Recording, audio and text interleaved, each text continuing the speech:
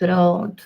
Então, sejam muito bem-vindos e bem-vindas, bem-vindos à Analética, que é uma instituição de educação e cultura. Estou muito contente de estar fazendo esse curso pela Analética, é uma instituição que eu faço parte já tem um tempo. Depois eu vou colocar, não sei se vocês já seguem as páginas e tal, para vocês conhecerem um pouco do trabalho, é muito bacana. Eu vou deixar aqui no... eu coloco no grupo do WhatsApp para vocês, Instagram, Facebook, site e tal.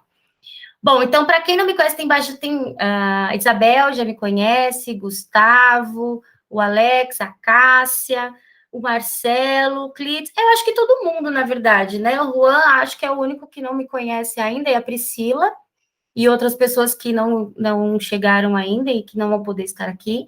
Então, eu sou a Bárbara, né? Eu me formei em filosofia, sou professora de filosofia, me formei pela Unesp. Agora eu estou na Unesp ainda, né? Mestranda lá. Minhas pesquisas são voltadas para Michel Foucault.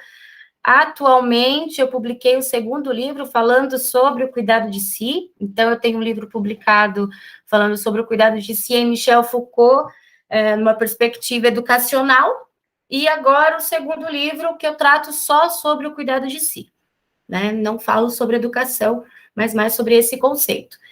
Então, a minha ideia era criar 3 aulas, e eu queria até ver com vocês, porque eu estou achando que 3 aulas vai ser pouco.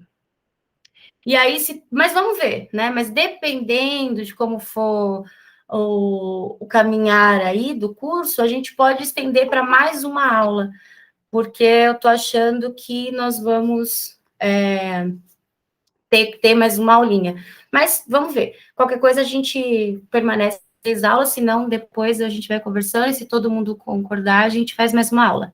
Bem-vinda, Gabriela, bem-vindo, João. Estou me apresentando aqui, o João já me conhece também, ele já vem fazendo cursos numa outra instituição que eu participo, que eu sou coordenadora pedagógica. Eu sou coordenadora pedagógica das 2 instituições, né? Tanto da Analética quanto do Instituto Mátima. Então, muitas pessoas aqui me conhecem mais do Instituto Mátima e não da Analética, mas faço parte dos 2. Então, sejam muito bem-vindos e bem-vindas. Então, esses são os livros. O primeiro livro eu tenho e-book, eu vou mandar para vocês depois. O segundo livro eu não tenho, mas o primeiro eu tenho, que é em perspectiva educacional, para vocês darem uma olhada. E tem os artigos que também falam sobre o cuidado de si, né? Só que daí eu vou pegando mais assuntos fechados, como a parresia, que nós vamos ver, de notícia ao tu, que é só conhece-te a ti mesmo, e não o cuidado de si, que também a gente vai ver. Então, nesses artigos meus publicados também, e tem vídeos no YouTube também, de algumas conferências. Então, depois, se vocês quiserem estender os estudos, é só dar uma procurada, ou eu vou mandando para vocês, tá bom? Então, é isso. Eu quero dizer uma coisa, antes de tudo, que a leitura que eu tenho não é uma leitura muito vista na academia. Eu sempre, toda vez que eu faço algum grupo de estudo, algum curso, eu falo isso em primeira mão, porque existem vários... Não é que existem vários tipos de leitura, né? Mas cada um tem o seu modo de ver o autor, né? Não tem como nós termos sempre... Tanto que o Michel Foucault, já que é um curso sobre ele, tem uns comentadores que o chamam de fenomenólogo, outros estruturalista, outros marxista, né? Então, cada um vai puxando para a sua linha.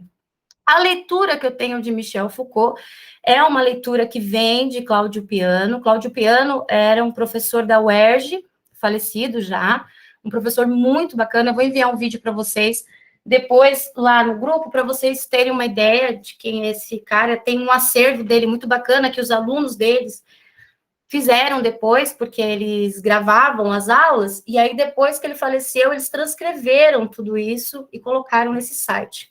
Então tem livro dele, muita coisa, muito bacana. E aí, os alunos dele, né?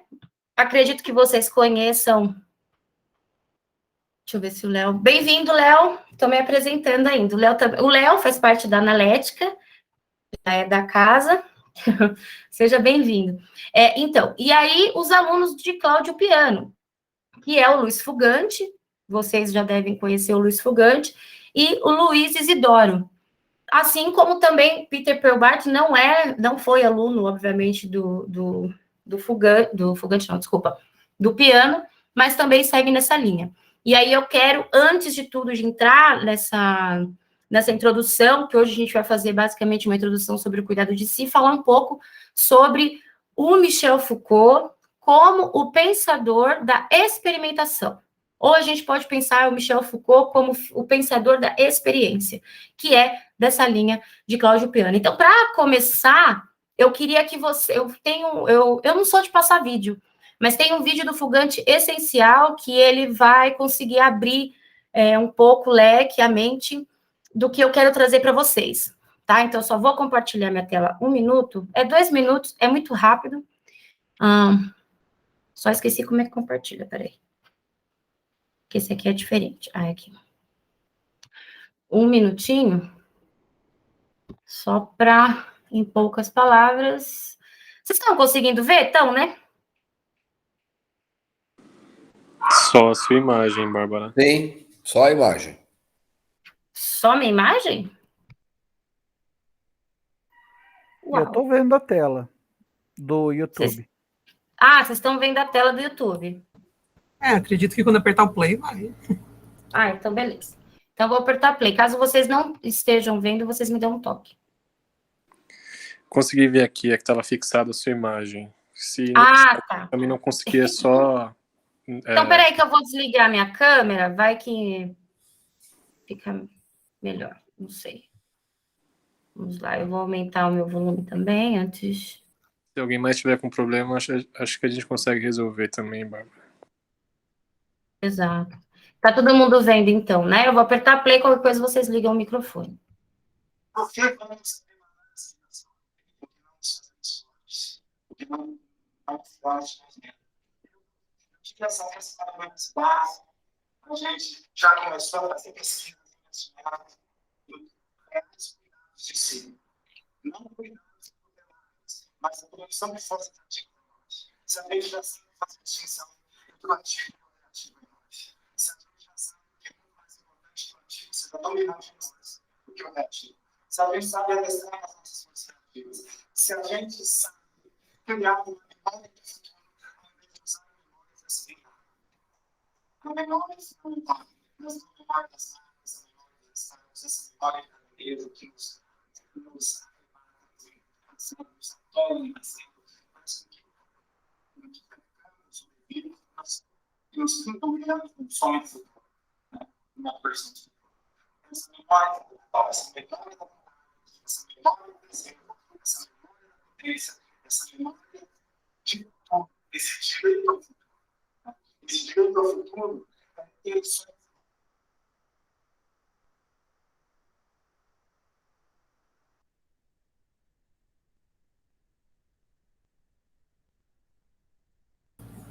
Travou só para mim?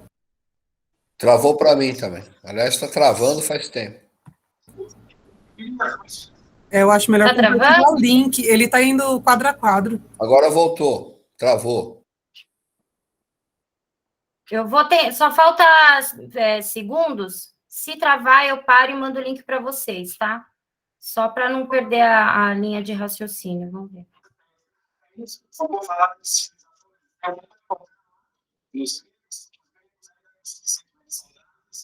Essas obras de si, essas práticas de si, a gente está força estiliza que permanente então, fazer isso uma fazer isso uma coisa, só os sonhos não precisam de justiça. Ou de judicialização, de vontade, porque os sonhos sabem todo o sentido da afirmação de potência, de volta com a identificação da vida. Eu espero que vocês tenham conseguido ver, pelo menos, mas mesmo assim, eu acredito que vocês tenham conseguido, mas mesmo assim, eu vou pegar esse link e vou mandar para vocês. Por que que eu escolhi, eu vou mandar aqui no chat, por que que eu escolhi esse vídeo? Tá aqui no chat, tá? Esse do Fugante. Bom, o Michel Foucault, quando ele faz esse resgate aos gregos, né? Vou dar o nome de resgate. Ele está justamente querendo mostrar para a gente. Peraí, que tem alguém falando. Tem alguém querendo entrar, mas eu não sei quem é, gente. Deixa eu esperar aqui mais um pouquinho. Então, quando ele faz isso, ele faz resgate aos gregos, que é o que o Fugante está trazendo aqui para a gente, e o que a gente vai falar sobre esses dias, é a Fabíola. Alguém pode falar? João, Isso, você a pode Fabiola, avisar ela que... no chat, no WhatsApp, falando que ela está aguardando. Vocês podem avisá-la que o vídeo já parou para ela tentar novamente, por favor? Que eu acho que como o vídeo estava rodando, aí não apareceu para mim, mas agora se ela tentar novamente eu já consigo. Então, esse resgate que ele faz aos gregos é justamente para tentar nos mostrar algo de novo, né? É claro que Michel Foucault, ele era Só um minutinho, que a Fabiola e o João... Bem-vinda, Fabiola, bem-vindo, João. Então, é claro que muitos comentadores vão dizer que Michel Foucault, assim como eu também concordo, ele era nietzschiano, né? Mas, sobretudo, espinosista. Assim como Gilles Deleuze, assim como Félix Guattari, Blanchot, Baudelaire, Gambeau, né? Todos esses nomes. E porque o Spinoza, e aqui João, para quem não conhece, estudou Spinoza aí na graduação, tem um belo de um trabalho, então me corrija, João, se eu estiver falando alguma coisa. O Spinoza, ele vai trazer para a gente... A base de... Oi, alguém quer falar? Acho que foi confuso. Então, o Spinoza, ele vai trazer para a gente três... vamos dizer assim, eu não queria usar a palavra modalidade, mas são 3 tipos de gêneros de conhecimento, né? E aí o Michel Foucault, ele se encaixa justamente no terceiro gênero de conhecimento. Qual que é esse terceiro gênero de conhecimento? Claro que eu não vou falar dos 3, porque não é o nosso foco, vou falar só desse terceiro para vocês compreenderem esse modo de leitura que eu vou trazer para vocês, que é um Foucault da experimentação. Então, esse terceiro gênero de conhecimento de Spinoza, que ele vai dar o nome de ciência da intuição, ele traz o novo, né? É o pensamento que cria, é o pensamento ativo. Então, nós temos o pensamento ativo e reativo. O que o Michel Foucault, Spinoza, Deleuze e companhia, né, Guattari, esses nomes que eu estou trazendo para vocês fazem? Eles querem produzir o novo. Michel Foucault, ele fez justamente esse resgate aos gregos para trazer essas práticas gregas, né, como um novo modo de existir, um novo modo de pensar, uma nova arte, uma nova música, né, um novo modo de ler até. Veja, Foucault, ele vai dizer que ele vai dar o nome de livro-experimento. O que ele quer com isso? Eu vou apresentar, para quem gosta de anotar, eu vou aqui mais uma vez compartilhar minha tela, porque como são conceitos gregos, é bom sempre colocar aqui. Essa foto aqui, acredito que vocês já estejam vendo. Essa foto aqui eu coloquei propositalmente, porque, olha só, não está aparecendo o escrito quando eu abro. Mas, enfim, essa foto aqui, que é o que interessa mais, é o Michel Foucault e Daniel Defer. Quem que é o Daniel Defer? Daniel Defer era o companheiro de Michel Foucault, né?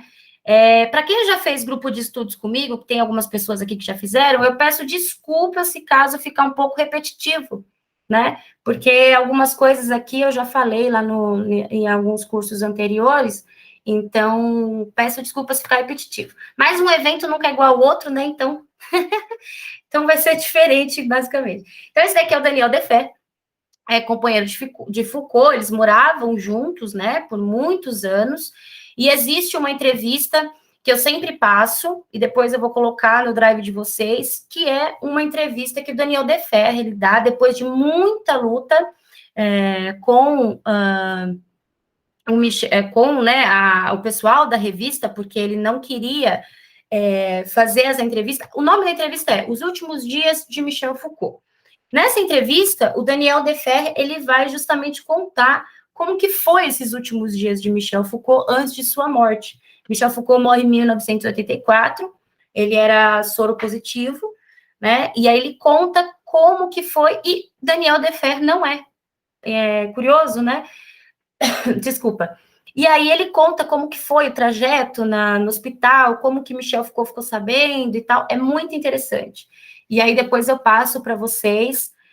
João, eu juro que a primeira vez que eu li, eu sempre falo, eu fico um pouco revoltada e um pouco entristecida, porque é um cara que sempre falou sobre o poder, né, que sempre fez críticas muito grandes sobre o poder, passou justamente por essa maquinaria de poder na hora de sua morte, que foi, como um pequeno spoiler, teve um momento que tiveram que esconder de Michel Foucault, que ele que tinham já descoberto que ele estava com AIDS, e porque ele precisava terminar o seu livro, que era A História da Sexualidade, volume 4. E aí ele não consegue, aliás, minto, do volume 3, tá? Que é o Cuidado de Si, ele pôde ver antes de morrer o primeiro exemplar em suas mãos. Por quê? Michel Foucault, ele adorava revisar todos os seus livros. Ele mesmo fazia a própria revisão. E aí ele não deixava publicar nenhum antes de passar pela mão dele. Então ele revisou e tal, viu, e aí sim ele, né, foi embora. A História da Sexualidade, volume 4, foi publicada, mas não porque Michel Foucault, ele não tinha liberado para publicação. Primeiro porque ele não tinha revisado, né, e ele sempre conta em entrevistas que ele gostava de fazer essa revisão, ele mesmo, e segundo, que é uma obra inacabada, ele não tinha acabado ainda essa obra, né. Então, a gente pode dizer que foi contra a vontade de Michel Foucault. Por isso que hoje a gente foi traduzido, a primeira tradução foi para português de Portugal, mas agora, de português aqui do Brasil, foi traduzido tem 2 anos, muito recente. Então, tem muita gente fazendo pesquisa sobre. É esse livro aqui, ó, deixa eu pegar para vocês. São 4, para quem não conhece Michel Foucault, eu devia ter separado aí na mesa, mas eu esqueci. Deixa eu só pegar aqui um minutinho. 1, 2 e 3. Ué, o meu 3 sumiu. Gente, o 3 eu não tô achando, mas enfim. Então, A História da Sexualidade, volume 1, que é A Vontade de Saber. A História da Sexualidade, eu vou mostrar aqui para vocês. O volume 2, né, que é O Uso dos Prazeres, e a História da Sexualidade, volume 3, que é O Cuidado de Si. Esses 2 volumes aqui, que é O Uso dos Prazeres e O Cuidado de Si, é onde começa a fase ética do Foucault, chamada fase ética. Por que fase ética? Muitos comentadores dividiram o pensamento de Michel Foucault. Claro que tem muita gente que é a favor disso e muita gente não é, mas dividiram o pensamento de Michel Foucault em 3 fases. Então, a primeira fase arqueológica, segunda genealógica e a terceira ética. Eu fiquei preocupada porque meu livro sumiu. E a terceira ética. Eu estudo a terceira fase. Então, a gente começa pela volume 2, volume 3, e aí entramos nos cursos do Collège de France, que foi os livros que eu enviei para vocês. Então, desde esses cursos. A Martins Fontes, ela fez um trabalho de fôlego enorme. Por quê? Eles pegaram cursos do Michel Foucault e conferências do Michel Foucault e transcreveram. Hoje a gente tem 11 exemplares de cursos que foram feitos pelo Michel Foucault no Collège de France. O legal de lá é que, assim, o pessoal do Collège de France, lá eles não dão diploma, não dão certificado, nada disso. O que eles fazem? Eles pegam um pesquisador e o convidam para dar uma aula sobre a sua pesquisa, né? Isso era muito bacana. Então, Michel Foucault, ele foi e começou a lecionar desde a década de 70 até o ano de sua morte, lá no Collège de France. E tem muitas histórias legais que acontecia com Michel Foucault lá, que daí eu vou contando para vocês que são muito, muito bacanas mesmo. E aí, os cursos são de 80 a 81, que é o Subjetividade e Verdade, que vocês têm. De 82, que é a Hermenêutica do Sujeito. Esse daqui, que é o livro central do cuidado de si.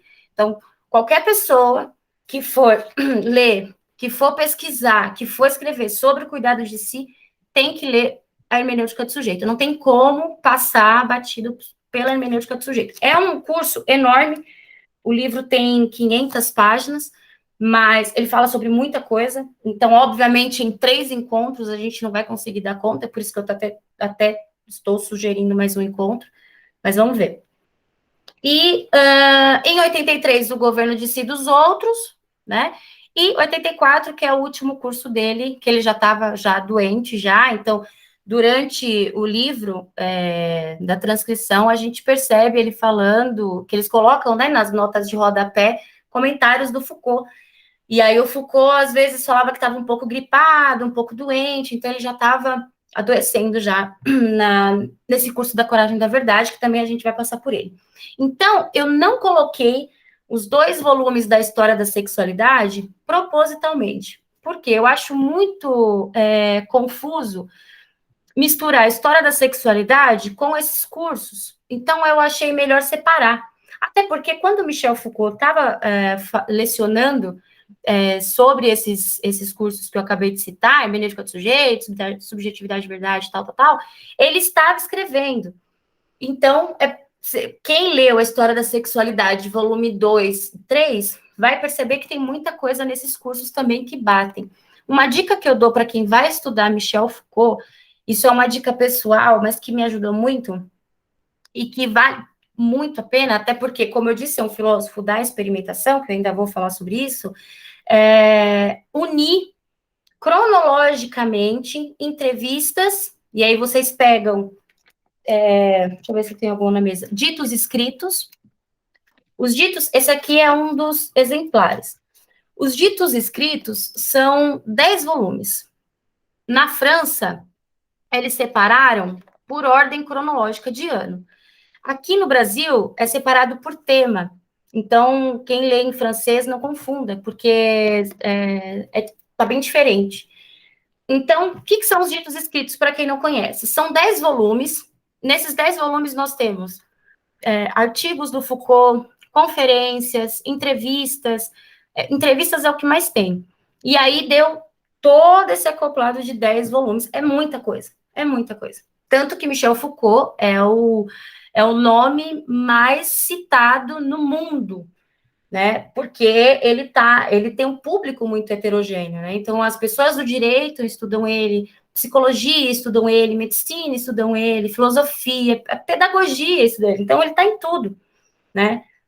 É muita coisa. Fora que tem muita coisa presa dele lá na França, que está na biblioteca, não me recordo o nome, mas tem muita coisa dele lá presa ainda, que eles não soltam, né? Não sei até quando. Aliás, como dica para vocês, ontem foi publicado ontem, 2 entrevistas do Michel Foucault, de, acho que 75, que foram traduzidas. Chama-se Foucault, eu vou colocar aqui no chat. Só que ele tá caro, viu, gente? Tá R$ 99,00 na Martins Fontes. Tá difícil comprar livro. Chama Foucault sobre a sexualidade. Para quem estuda o cuidado de si, ou a fazer, até mesmo não, para quem estuda Michel Foucault, esse livro é essencial. Eu ainda não tenho, foi publicado ontem, pela editora Zahar. Na Martins Fontes já tem. Então, fica a dica, saiu ontem 2 inéditas. Então, assim, eles vão soltando, né? É muita coisa, mas eles vão soltando. Voltando à ordem cronológica, eu estava falando para ler Foucault. Então, pegar os ditos, vamos supor, esse daqui, ele fala sobre ética, sexualidade e política. Então, aqui tem textos, conferências, entrevistas que envolvem esses temas.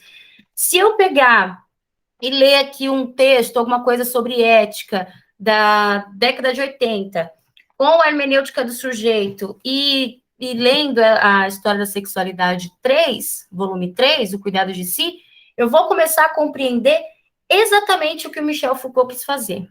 Né? Por isso que a gente fala que ele é um filósofo da experimentação. O Michel Foucault, ele acreditava que claro, o Foucault, ele tinha um embasamento teórico gigantesco. O cara, ele lia direto do latim e do grego. Então, tem muitas... Aqui, eu não sei se vocês chegaram a ler as notas de rodapé nas 2 aulas que eu indiquei, mas muitas das vezes... o tradutor, ele coloca que não dava para traduzir essa parte, porque Foucault, ele lia de uma edição direto do grego ou direto do latim. Então, eles não tinham acesso, portanto, eles não conseguiam. E aí, traduzia ali na hora. Então, como é que, né, fazia para traduzir aquilo num... Seja bem-vinda, Josi, para traduzir aquilo em áudio, né, transcrever aquilo. Então, era muito difícil, né, para ele. Então, façam essa brincadeira de ler em ordem cronológica, que vocês vão entender muito, assim, o que ele quis fazer. Por quê? Voltando, então, aí, já dando essas dicas e tal, porque ele é um filósofo da experimentação. Foucault, ele, como eu estava dizendo, ele teve um embasamento teórico muito grande. Obviamente, os livros que ele leu, que ele teve que usar como estudo, muitos outros comentadores e comentadoras clássicos tiveram que utilizar também, né? Não tem como fugir disso. O Foucault, a gente pode dizer que ele foi um grande jornalista e que ele foi também um grande historiador, né? Sim, a gente pode dizer. Mas o que ele dizia independente das referências que eram utilizadas ali, o que vai valer a pena é o que você vai fazer daquilo, né? O que você vai fazer daquele livro quando você pegar na mão? O Foucault, ele vai dizer, tem esse box, cada referência que eu for fazer, eu vou pegar o livro para mostrar para vocês, porque daí, se vocês tiverem vontade de comprar, que é esse box, são 2 livros, aqui, essas conferências aqui, não tem nos ditos escritos, são inéditas, então vale muito a pena comprar também. Um se chama O Belo Perigo, e o outro se chama A Grande Estratégia. Isso mesmo, A Grande Estrangeira, desculpa. E aí, aqui nesse segundo livro aqui, que é sobre a grande estrangeira, ele vai falar sobre a literatura. E lá ele vai dizer que ele se denomina como pirotécnico, né? Então ele vai dizer, olha, porque perguntam para ele, olha, dizem que você é um grande marxista e tal, não sei o quê, outros dizem que você é estruturalista, e ele vai falar, olha, eu não me vejo nem como professor, nem como filósofo, nem como autor, ele mesmo, né, retomou a ideia da morte do autor. Depois, se der tempo, eu quero falar com vocês sobre um texto dele que se chama O Filósofo Mascarado. Eu vou colocar aqui o nome, tem PDF, dá para vocês acharem também no YouTube. Esse texto dá para entender muito bem o quão Michel Foucault estava esgotado de ser julgado, vamos dizer assim, né? Então, ele contando rapidamente, essa entrevista que se chama O Filósofo Mascarado, ele ofereceu uma revista muito, muito renomada na época, eles queriam muito fazer essa entrevista com Michel Foucault, e ele relutou, até que ele aceitou e falou assim, olha, eu aceito, mas com uma condição, desde que vocês não divulguem meu nome, né? Eu dou essa entrevista, mas no anonimato, e eu quero dar um nome de filósofo mascarado, e que vocês digam que era eu após a minha morte. A revista aceitou, e realmente, após a morte do Michel Foucault, eles disseram que era ele, o o filósofo mascarado, né? Na época, muitos filósofos ficaram tentando adivinhar quem era e tal. Então, há muitos relatos bacanas. Essa entrevista, ela é sensacional, e lá ele conta dessa coisa de julgamento, né? Porque, assim, toda vez que ele dava uma entrevista, alguém falava assim, então você está dizendo isso porque na história da sexualidade você escreveu aquilo, né? Então você está falando isso porque na história da loucura você falou... E aí ele já não queria mais que houvesse juízo de valor em cima do que ele dissesse. Então, ele achou melhor não saberem que sou eu, e aí eu posso dizer o que eu quero, e aí ninguém diz o porquê que eu estou dizendo o que eu estou dizendo. Eu achei muito... Depois que vocês lerem, me digam o que vocês acharam. Então, o Michel Foucault, ele vai se dar o nome de pirotécnico. Ele vai dizer que o sonho dele era que suas obras fossem tidas como caixas de ferramentas. Então, que você pegasse algo do que ele escreveu, do que ele disse, e usasse como uma ferramenta dessa caixa, e causasse curtos-circuitos por aí, né? Ou ele dá o nome de coquetéis Molotov. Então, Foucault era um cara bem pesadão, assim. Existe o Peter Peubart, que eu quero ler uma citação para vocês, que é desse livro, que eu recomendo, eu não sei se vai conseguir ler aqui, ó. Esse livro aqui, ele é... Olha, eu não sei dizer nem o que... Ele é muito importante. Se chama O Avesso do Niilismo, Cartografias do Esgotamento. Ele estava esgotado, mas eu consegui achar ele, eu acho que vocês também vão conseguir. Aqui, há vários textos do Peter Peubart, ele vai falar sobre Deleuze, ele estuda Deleuze, né? Ele vai falar sobre Nietzsche, vai falar sobre Agamben, vai falar sobre Foucault, Guattari, Kant, vai falar sobre uma porrada de pessoas. Então, são vários textos que ele selecionou e criou esse livro lindo. E eu quero poder ler só essa pequena parte para vocês, e aí a gente já entra na introdução sobre o cuidado de si. Então, cito o Peubart, ele vai dizer o seguinte: eu quero ler aqui num ponto estratégico. Um livro é isto, é precisamente uma produção, uma criação, uma singularidade, um acontecimento com os seus efeitos da realidade. É nessa linha que se poderia entender o modo pelo qual ele chegou a se definir um pirotécnico, isso ele falando do Michel Foucault. Isto é, um fabricante de explosivos. O intuito de seus livros, confessou, era o de derrubar os muros. Foucault sempre falou que ele queria derrubar os muros. Isso daí a gente já pode pegar até de Henry Miller.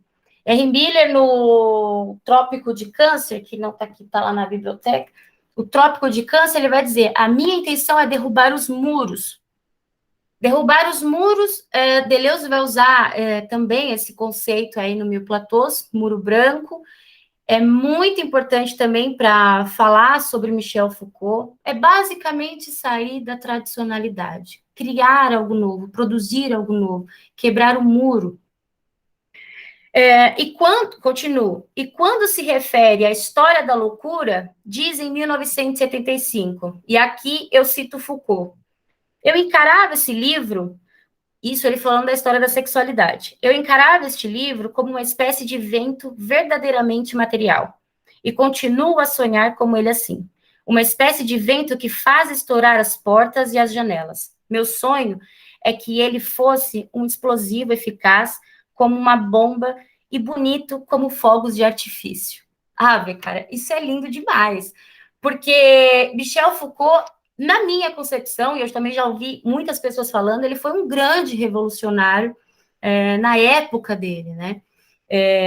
Em todos os sentidos. Às vezes, até nas mínimas coisinhas que ele fazia. A exemplo, no Collège de France, lá era dividido, e ainda as salas entre homens e mulheres. Homens e mulheres ficavam em salas diferentes. Michel Foucault tomou um nome muito grande lá no Collège de France, e aí os alunos queriam estar sempre nas aulas dele. Um dia ele estava saindo da sala das meninas e indo para a sala dos meninos, e nisso as meninas começaram a seguir ele no corredor.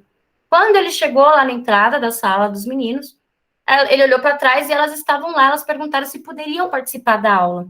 Ele foi o primeiro professor, e não sei se o único, mas acredito que mais professores já devem fazer isso, mas na época foi o primeiro, e veja, na década de 70, ele permitiu que entrassem as meninas junto com os meninos. Existem fotos desse dia aí no Google, então tem pessoas que tinham em cima dos armários, levavam puffs, as salas se esgotavam, eram lotadas, porque todo mundo queria estar perto do Michel Foucault, e ele chamava os alunos para ir na casa dele.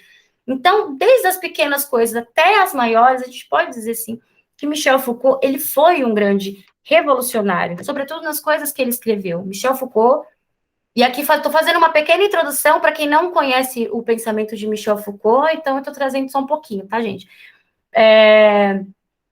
Michel Foucault, gente, eu perdi até a linha. Eu quero falar, voltando aqui rapidinho, peraí. Eu quero dizer, tem uma citação aqui do Peter Pelbart, já que eu me perdi, só para eu voltar, que ele vai dizer o seguinte, a experiência, porque assim, quando eu digo que ele é um filósofo da experimentação, não é uma experimentação que lembra a fenomenologia. Para quem não conhece, quem não é da filosofia, a fenomenologia, a grosso modo, é tudo aquilo que se apresenta para mim, né? E no cotidiano, a gente pode dizer.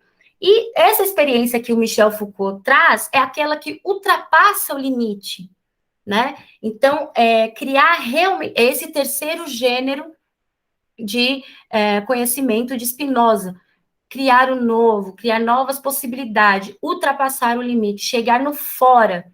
Esse fora é um conceito que Michel Foucault também traz. Boa noite, Josi.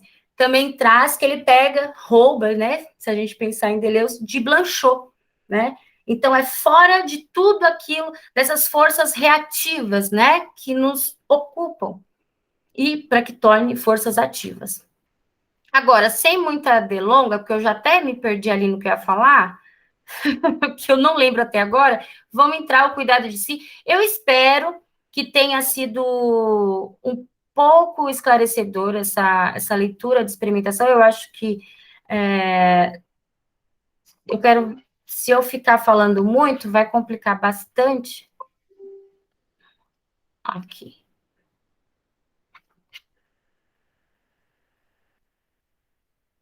Acredito. Deixa eu fechar minha câmera, senão acho que vocês vão...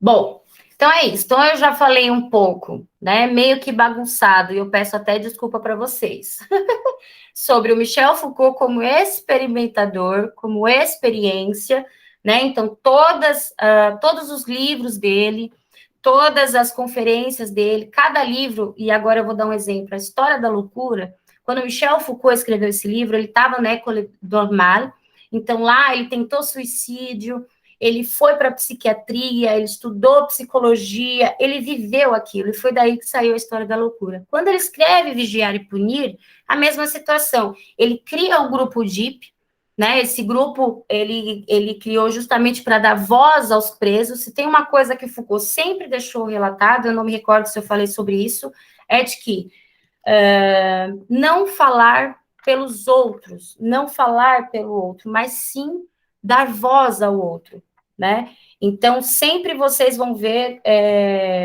Foucault tentando dar voz ao outro, né? E não falar por ele. Por isso, ele criou esse grupo.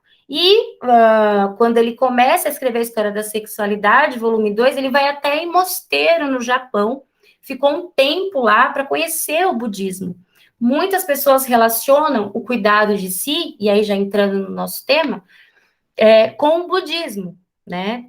Não só os gregos, mas como Sêneca, Epicteto, Epicuro, Marco Aurélio, e até mesmo o cristianismo, e a gente vai falar isso sobre essa situação em outra aula, pega esse conceito, essa prática de cuidado de si, só que o cristianismo, ele inverte, né? O que ele faz? Ao invés, ele pega esse cuidado de si e faz como renúncia de si mesmo. Renúncia de si mesmo para uma salvação, né? Ou seja, eu renuncio a mim mesmo para eu conseguir ir para o céu. E aí foi quando realmente se perdeu na história, e muitos comentadores, historiadores, até pararam de estudar, porque foi se desfazendo, né? Bom, feita essa introdução enorme, Gnoti Seltu.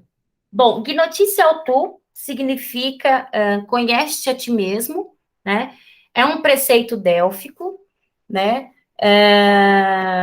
Esse preceito é uma máxima délfica, até a gente pode chamar, né? Então, hoje a gente vai falar um pouco sobre o Gnoti Seltu.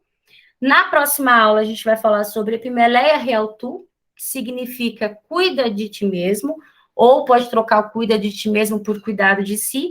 Depois, nós vamos falar sobre a Teknetubil, que são as artes de viver, a grosso modo, porque tem várias traduções para Teknetubil, né? Técnicas de vida, práticas de vida, enfim, de existência, né? A gente pode também falar. E a parresia, que é a que eu mais gosto, na verdade, né? E é por isso que eu deixo sempre por último, porque ela dá muito pano para manga. Então, a parresia, a gente pode traduzir como falar franco, dizer a verdade. Foucault também dá o nome de dizer tudo. Então, dentro do Gnoti Seltu, ou melhor, dentro do cuidado de si, ele vai carregar todos esses conceitos. Gnoti Seltu, Epimeleia Realtu, Teknetubil e parresia. Então, sempre quando a gente fala sobre algum desses conceitos, nós estamos falando sobre cuidado de si, tá? Então, Gnoti Seltu. Gnoti, lá em Delfos, para quem não conhece, era um centro geográfico do mundo para os gregos, né? Então, lá eles tinham, era um lugar, assim, religioso para eles, muito importante. E lá em Delfos, no templo de Apolo, na frente, tinha algumas pedras. Para quem leu as duas primeiras aulas da hermenêutica do sujeito, que eu sugeri, eu sempre sugiro essas duas primeiras, porque como é um curso, se eu sugerir uma aula de, vamos ver, 24 de fevereiro, vocês vão pegar o caminho andando e não vão compreender. Então, eu sempre falo, leiam as duas primeiras, porque daí já dá para pegar a coisa, né?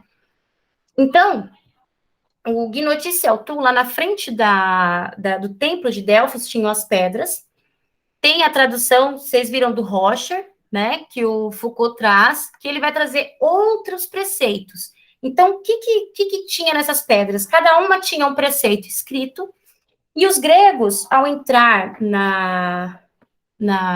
no templo de Apolo, eles tinham que ter em mente essas práticas, né? Então, nada em demasia, conheça-te a ti mesmo. Por que eles pensavam nisso? Lá, os gregos, eles tinham poder, né, sobre a economia da sua casa, eles tinham o poder sobre o governo da polis, porém, o que eles pensavam? Para que nós possamos conseguir governar bem uma cidade, a polis, para que nós consigamos governar bem a economia da nossa casa, eu preciso minimamente governar bem a mim mesmo. Eu preciso ter poder sobre mim mesmo. Não há como eu governar alguém, vamos colocar assim, né, a cidade, se eu não me governar bem. Não há como eu ter um governo efetivo da economia da minha casa se eu não tiver um governo de mim mesmo. E aí vem o nome do curso do Foucault, Governo de Si e dos Outros, né? Que, aliás, que nós vamos ver também, o cuidado de si, ele não se faz sozinho, não é uma prática solitária, ela se faz sempre com o outro, há sempre um mestre, né? E nós vamos ver isso também. Então, o que os gregos, o Foucault, ele toma o Gnoti Seltu a partir disso como uma invenção grega. Então, o que o Foucault traz para a gente? Que os gregos inventaram, né, essa prática dessas práticas de si, né, ele dá o nome de práticas de si, então sempre quando a gente fala sobre práticas de si, nós estamos falando de conhece-te a ti mesmo, de cuidado de si, porque são práticas de si mesmo. Então, eles vão tomar essas práticas de si, né, como uma coisa diária. Mais para frente do curso, depois, se vocês quiserem continuar lendo lá no PDF, vocês vão ver que o Foucault, ele vai trazer diversos exercícios que os gregos faziam naquela época, né? Porque conhecer a si mesmo, né, ter cuidado de si mesmo, não é só uma coisa estética, né? Porque cuidar de mim mesmo, vou cuidar do meu corpo, vou tomar um suco verde, vou para academia. Não. É, sobretudo, um cuidado com a alma, né? Então, para isso, eles traziam a meditação, que era muito importante, por isso que o budismo, algumas pessoas, aliás, relacionam o cuidado de si com o budismo, então eles traziam a meditação, uma maneira de se respirar, né? Tem os upimeunatas, eu nunca consigo falar esse nome correto, mas os pulmonatas, eles eram pessoas que escreviam ao final do dia tudo o que passava, todas as reflexões que eles tinham diariamente. Então, eles não eram diários, né? Não eram tidos como diários, é bom sempre diferenciar, mas eram escritos, né? Para que depois, no dia seguinte, eles pudessem ler novamente para refletir sobre aquilo. Então, e Foucault vai trazer também sobre isso. Eram várias práticas que eles tinham que ter diariamente para que esse cuidado de si funcionasse de forma integral no sujeito, né? E, obviamente, se eu tenho, né, a grande intuito dos gregos, quando eles criam o gnotícia, o tu conhece a ti mesmo, é de ser livre, né? Eram práticas de liberdade também. Ora, se eu governo bem a mim mesmo, eu tenho condições de ser livre, correto? Eu sou livre porque eu me conheço e eu resisto ao poder. O cuidado de si, isso daqui, eu estou fazendo eu estou passando só um pente fino, mas a gente vai ver detalhadamente a partir dos próximos encontros, tá? Aqui é só um apanhado mesmo para vocês terem uma ideia. O cuidado de si, ele é tido como resistência, né? Quando a gente é livre, a gente consegue resistir. Então, quando a gente fala de poder, a gente consegue compreender que quando o cuidado de si, ele é efetivo diariamente, aí ele dribla o poder, ele passa a sombra do poder, percebe? Mas isso daí a gente só vai conseguir compreender a partir do próximo encontro, porque daí eu vou entrar realmente ao conceito de epimeleia reutu. Hoje a gente vai falar sobre o gnotícia autu, mas que os dois, eles são distintos, né? Porque um é conhece-te a ti mesmo, o outro é cuida de ti mesmo, porém, eles se acoplam. O que o Foucault vai falar? Que a partir do momento que eu cuido de mim mesmo, eu me conheço. E a partir do momento que eu me conheço, eu me cuido, né? É um ciclo, não há como desvincular, né? O grande portador, vamos dizer assim, né, do cuidado de si, foi Sócrates, né? Foucault vai buscar o diálogo primeiro Alcebiades, que está aqui também. Existe dois Alcebiades, existe o primeiro Alcebiades e o segundo Alcebiades. Nós vamos focar só no primeiro Alcebiades, que é nesse que nos interessa, que é quando o Alcebiades, ele vem de uma família aristocrata, e ele chegou numa idade, desculpa, ele chegou numa idade que ele quis se envolver na política, assim como a família. Ele e Sócrates, eles eram muito, muito próximos. Há até relatos de que eles tinham um amor muito grande, mas há relatos que eles tiveram alguma coisa e há relatos que não. Mas o amor deles era muito grande, tanto que esse diálogo, primeiro Alcebiades, inicia justamente deles dizendo o amor um pelo outro, né? E aí, como de praxe, Alcebiades vai lá e vai conversar com Sócrates, dizendo sobre a decisão dele de entrar para a política. E aí o Sócrates, ouvindo, ele fala, bom, resumindo, né, não nessas palavras, mas ele vai falar assim, legal que você quer ir lá, mas o que que você entende por política, né? O que que você entende por justiça? E aí ele começa a enroscar o Alcebiades. Sócrates, com aquele jeito, né, com toda o seu gingado maiêutico, né, de lidar, então sempre fazendo as perguntas e nunca dando as respostas, né, começou a colocar Alcebiades na parede. Até que, por fim, no final do diálogo, o Alcebiades fala para Sócrates: olha, Sócrates, eu não sei mais o que te falar. Eu não sei. E aí o Sócrates fala para ele: tá vendo? Então você precisa conhecer a si mesmo, cuidar de si mesmo, para que depois você pense em algo, né? Para que você pense em fazer algo pela política, vamos dizer assim, né? Foucault vai dizer que essa relação é uma relação entre mestre e discípulo. O que tem a ver isso que eu estou dizendo? O cuidado de si, como eu havia dito, ele não é feito sozinho. Sempre é necessário o outro. Então, o outro, ele é responsável por esse virar-se a si mesmo do discípulo. No livro que eu escrevi sobre educação, eu inverto essa conversa de mestre e discípulo para professor e aluno. Então, na minha concepção, é o professor fazendo esse movimento de virar-se para si mesmo do aluno, que pelo menos deveria ser, né? E que a gente não encontra muito. Mas é essa invertida que sempre o outro tem que fazer. Vou dar um nome: mestre com discípulo. O Foucault vai dizer que é o primeiro despertar, né? Aliás, para quem é do Instituto Mátema, lá, e para quem já viu, lá tem o símbolo do peão. Esse símbolo do peão foi justamente retirado aqui da hermenêutica do sujeito. Por quê? Tem um conceito grego que se chama epistofré. A epistofré, o Foucault vai dar o exemplo de um peão. O que é esse peão? O peão, ele faz o movimento de virar-se para si mesmo, de girar-se para si mesmo, né? Esse virar. Só que o peão, ele não vira sozinho, é o outro que gira.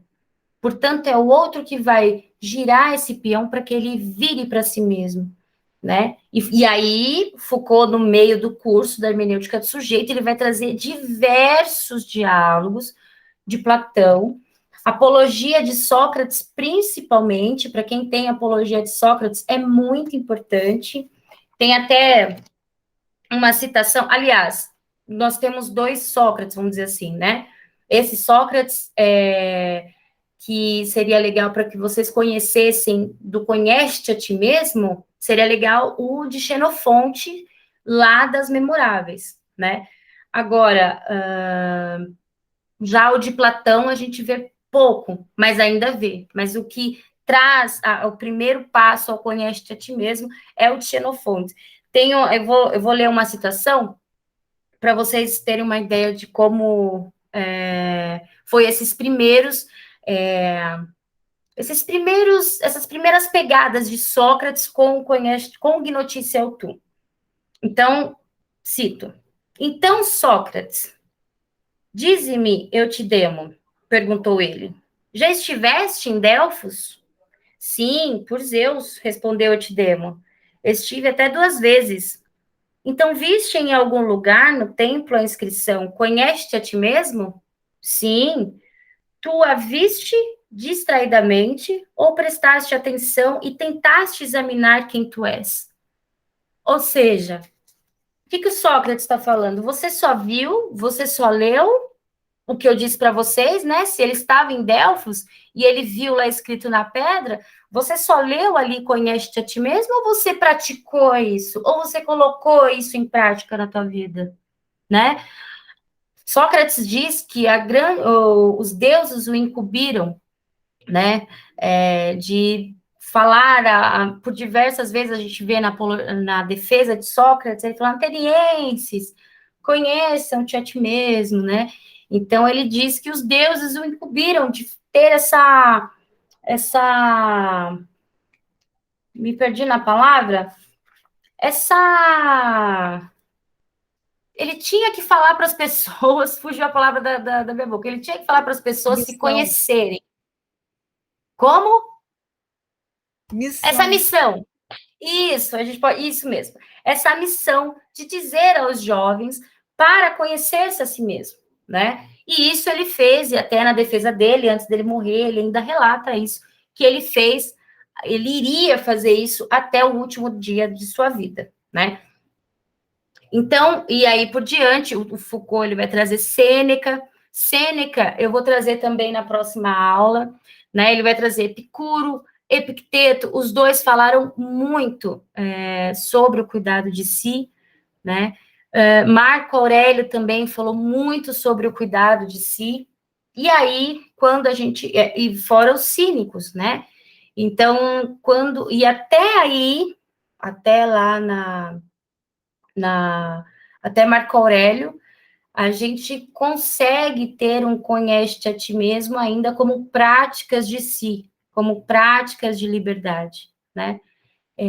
Eu não sei se ficou muito claro essa questão da prática de liberdade vinculada com o cuidado de si, com o Gnostice Autu, mas existe no curso do governo de si dos outros, o Foucault vai trazer um texto de Kant que se chama O que é o esclarecimento, ou o que é o Aufklärung, ou o que é o iluminismo. Para quem já conhece esse texto, beleza, já vai se ligar no que eu vou dizer, mas para quem não conhece, eu vou até colocar aqui no chat, peraí. Ixi, cadê o chat? Para vocês poderem ler, eu vou enviar lá também, o que é o esclarecimento? Vocês acham esclarecimento? Vocês acham super rápido na internet. E nesse... Menino, eu perdi meu negócio aqui. E nesse texto, o Michel Foucault, ele vai trazer... o que esse texto vai trazer? Kant, ele vai responder a essa pergunta, o que é o esclarecimento?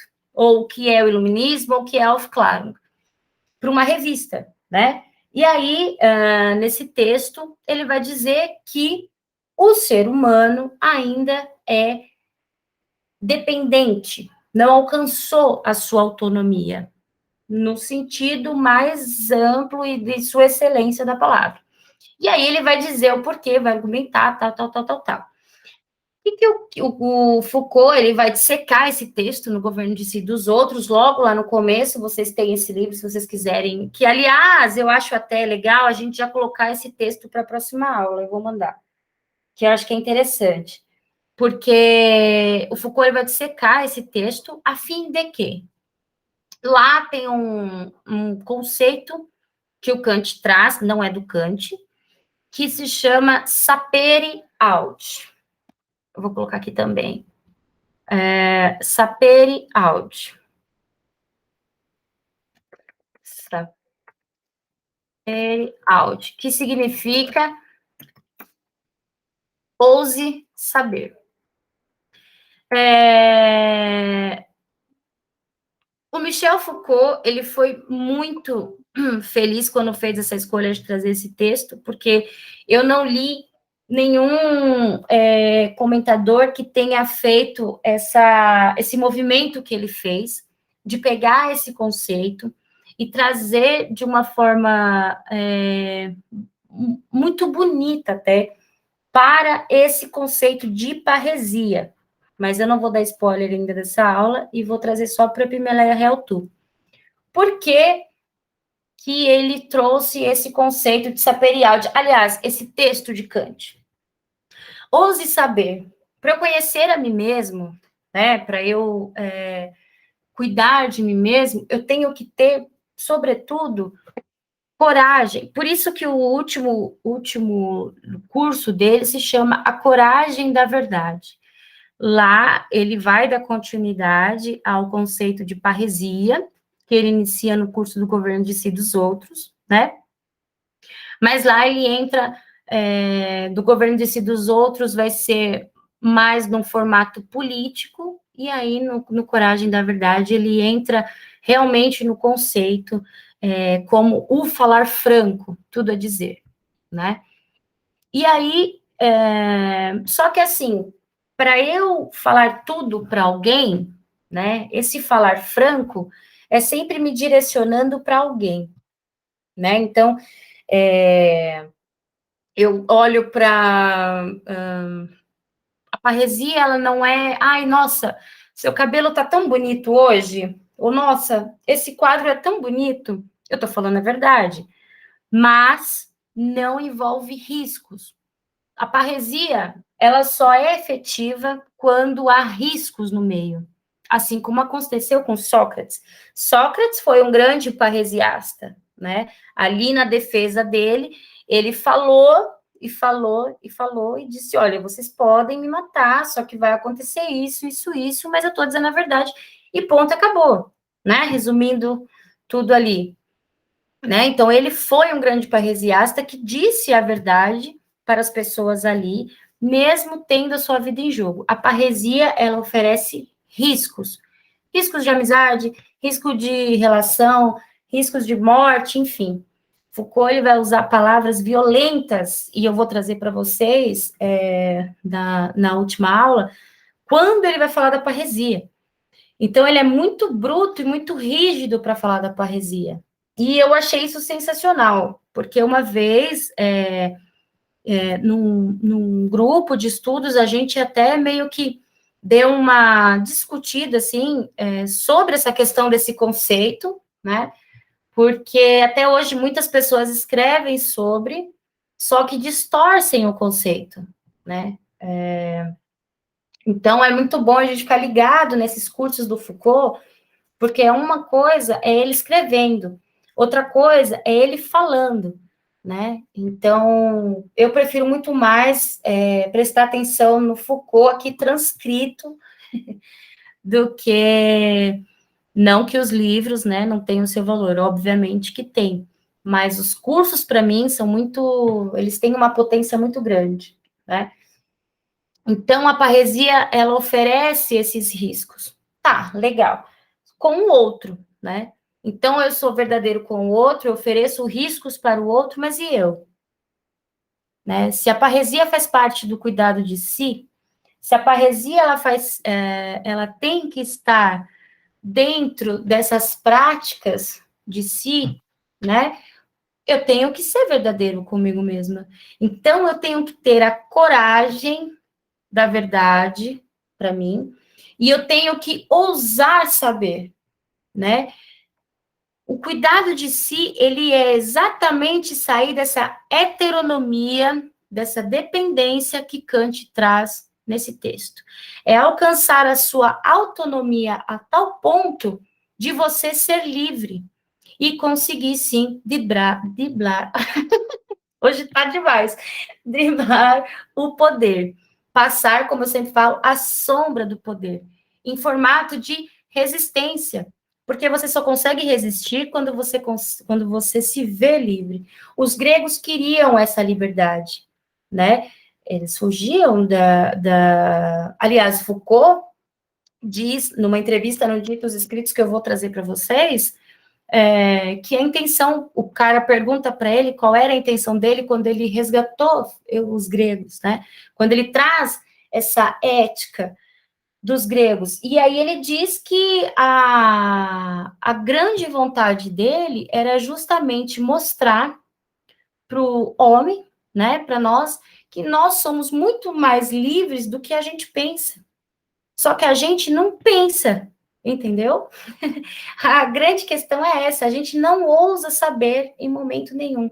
Por quê? Porque nós estamos acomodados, nós estamos acostumados a estar no primeiro gênero de conhecimento de Spinoza, que é o modo reativo, que é o modo preso, é o modo tradicional, é o modo que eu deixo todos os acontecimentos exteriores tomarem conta do meu corpo. Eu não consigo criar, eu não consigo promover o novo, eu não consigo transformar.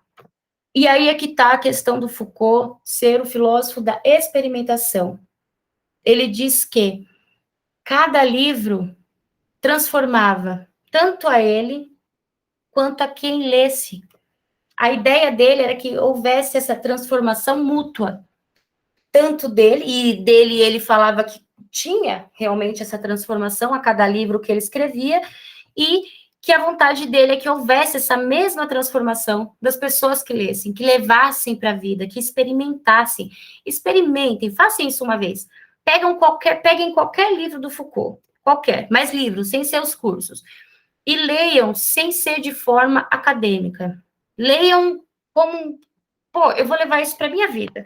Aí pega e dá uma lida em um capítulo ou em 5 páginas, para vocês poderem ter essa noção do Foucault como sujeito, como homem, como ser humano, e não como acadêmico, né? Por isso que é muito difícil colocar um Michel Foucault experimentador dentro da academia, né? Michel Foucault, ele uma vez ficou na Califórnia 21 dias com um casal de amigos. E ele já estava estudando sobre o cuidado de si. Qual que era a ideia do Foucault? Existe um livro, ele não está traduzido. Esse livro, eu esqueci o nome, mas acho que é 21 dias, não sei, depois eu vou mandar para vocês. Mas o que esse livro relata? Eles estão na Califórnia, num lugar chamado Vale da Morte, e lá eles ficam 21 dias usando LSD, a fim de experimentar, ver o que acontece. Naquela época tinha acabado de sair o negócio. E aí Foucault depois relata que foi numa dessas experiências com o LSD que ele teve um maior encontro consigo mesmo. Foi ali que ele pôde se ver, foi ali que ele pôde se conhecer, foi ali que ele viu que era ele, né? É muito difícil, e aí, mais uma vez, a gente puxa para o budismo, né? É muito difícil a gente enxergar esse eu que está adormecido lá dentro. O cuidado de si faz isso, exatamente esse movimento, essa prática de si. É a sua primeira visão de si mesmo. E a primeira visão... Oi? Eu não estou enxergando, eu estou aqui no slide, se vocês estão falando, eu não estou vendo. Você está falando do livro The Last Man Takes LSD? Vige, o que você falou? Você está falando do livro O Último Homem Toma LSD? Isso! Isso mesmo. É ele mesmo. Se você falar para mim que tem PDF, acho que é o João que está falando, né? João do céu. Mas eu vou acho procurar que esse livro em PDF, eu vou dar um jeito de achar esse livro em PDF para você, Bárbara. Puxa vida, por favor. Ele está em inglês, ainda não foi traduzido, mas a gente coloca naquele negócio ali do Google que ele traduz o livro todo, só para a gente ter uma base do que está escrito. Porque é um livro pequeno. Para vocês terem uma ideia, a capa do livro é uma cartela. Deixa eu mostrar para vocês. Porque, assim, é muito legal a gente saber o lado, eu vou chamar o lado B do Foucault, né? Para a gente poder entender por que ele foi para essa fase ética. Capa.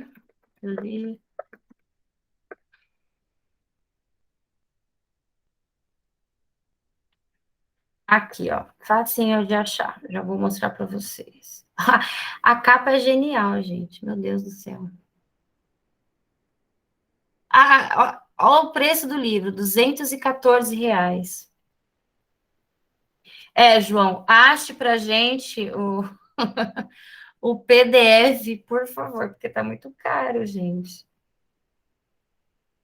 Eu vou mostrar para vocês, eu parei de compartilhar, né? Esse livro aqui, ele é necessário. Assim também como outras... muitas pessoas associam o Michel Foucault com o sadomasoquismo, né? Não sei se vocês já ouviram falar sobre isso, mas muitas pessoas... Foucault teve suas experiências, muitas, Daniela. Ó, essa capa aqui Gente, só tá muito assim diversificada a aula, porque hoje é mais uma introdução mesmo, tá? Ó, é essa capa aqui. Então, olha só, é ele, o amigo dele, aqui é lá na Califórnia, que se chama o Vale da Morte.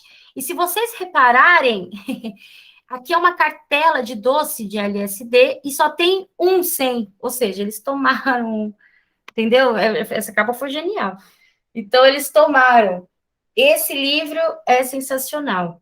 Eu acredito que seja, né? Eu só li os comentários sobre o livro, por isso que eu estou contando assim, bem por cima para vocês, porque eu não tenho nem condições de passar adiante, né? Porque eu não li. Então, veja, são através dessas experiências que Foucault começou a escrever. Eu não sei se eu já falei, mas acho que sim, ele chegou aí para um mosteiro no Japão, ficou um tempo lá, ele, Daniel Defer, justamente para poder entender como que funcionaria no budismo essas práticas.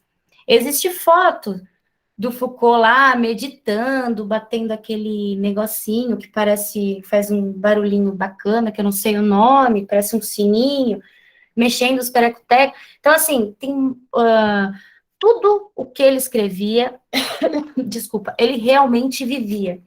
Um dos motivos para ele ser mais o filósofo da experimentação, né? Então, eu espero que até aqui tenha ficado clara essa questão. Bem por cima, porque hoje foi realmente essa introdução, esse apanhado geral, porque daí na próxima aula a gente vai entrar realmente no texto, e aí eu vou mostrar para vocês, caramba, eu estou compartilhando e ninguém está me vendo. E aí eu vou mostrar para vocês a origem, eu já mostrei, aliás, do Gnoticiel Tu hoje, né, que ele ficava lá no templo de Apolo, em Delfos, mas aí a gente vai entrar no Epimelé Tu. Porque o cuidado de si, ele é praticamente o conhece-te a ti mesmo. O conhece-te a ti mesmo, ele se tornou subordinado ao cuidado de si, né? E aí nós vamos ver aqui na hermenêutica do sujeito que o Foucault vai explicar para a gente por quê, né? É claro que depois que o Sêneca começa a falar sobre Epicteto, Epicuro, muitas coisas mudam, porque eles meio que romantizam a coisa, que não era a ideia dos gregos, né? Os gregos eram mais parrudos, tinham outras ideias com o cuidado de si. Nessa aula aqui, eu queria ver se tinha alguma coisa interessante para trazer para vocês que eu pedi para ler, mas eu acho que eu passei sobre tudo que eu queria. Se vocês tiverem alguma dúvida, vocês podem falar, mas eu acho que eu já falei um pouquinho sobre quase tudo.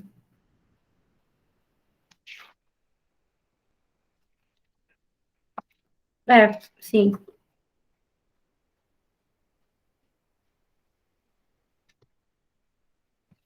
E aí eu queria que vocês, se vocês tiverem, mas em PDF não tem, Apologia de Sócrates. Apologia de Sócrates, ela é muito importante. Aliás, todos os diálogos de Platão, a maioria, vocês vão ver o Michel Foucault falando nos cursos, tanto do governo de si e dos outros. No governo de si e dos outros, se alguém tiver em PDF, eu não sei, Cássia, que é das antigas, da filosofia antiga, tem a carta 7ª. Eu tenho a carta 7ª, mas não tenho em PDF. E a carta 7ª seria muito interessante para o governo de si e dos outros. Mas se não tiver, Bárbara, eu tiro o fim. Oi? Bárbara, essa tradução que você está falando do Apologia de Sócrates, qual é a Jaime Bruna? É aquela de bolso da Olympic Pocket? Sim. Deixa eu pegar aqui, aquela pequenininha. Quem me indicou, aliás, foi o próprio Rineu. O Rineu, para quem não conhece, pessoal, é um professor de antiga. Eu devia ter separado a Apologia de Sócrates. Descartes.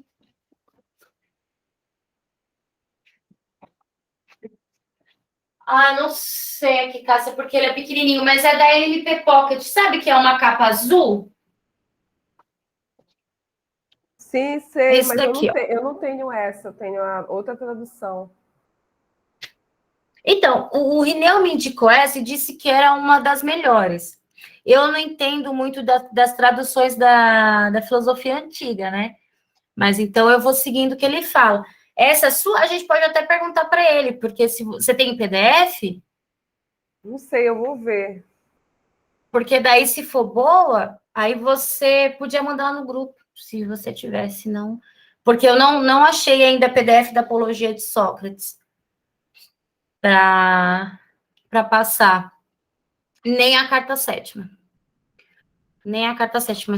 É muito difícil. Mas aí, qualquer coisa, eu tiro foto das passagens da carta sétima. Qualquer coisa, não. Eu vou tirar foto das passagens da carta sétima e da Apologia de Sócrates, para a gente entender melhor o que Foucault... Foucault, ele traz as passagens, né? Então, toda hora ali no livro, você vai ver assim, tal coisa que o Sócrates falou está em 3b. Tá no 36c. Então, é até mais fácil da gente ir achando. Mas, mesmo assim, eu vou enviar para vocês poderem ler, porque ele fala, ele não está da maneira correta que está no livro, no diálogo, porque ele vai lendo do grego, é outra coisa diferente da nossa. Alguém quer falar alguma coisa? Não, Bárbara, eu acho que eu tenho os dois, a carta sétima e a apologia em PDF, tá? Eu compartilho depois do grupo. Mentira, Alex. Tenho. Foi um agenciamento. Sério? Gente, você é demais, cara. Mentira. Puxa, por favor, manda pra gente.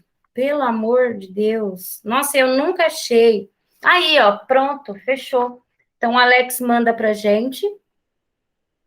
E aí, eu já indico as passagens. É claro que aqui vai ser um pouco diferente para quem participou do grupo de estudos. Aqui a gente vai entrar mais no texto.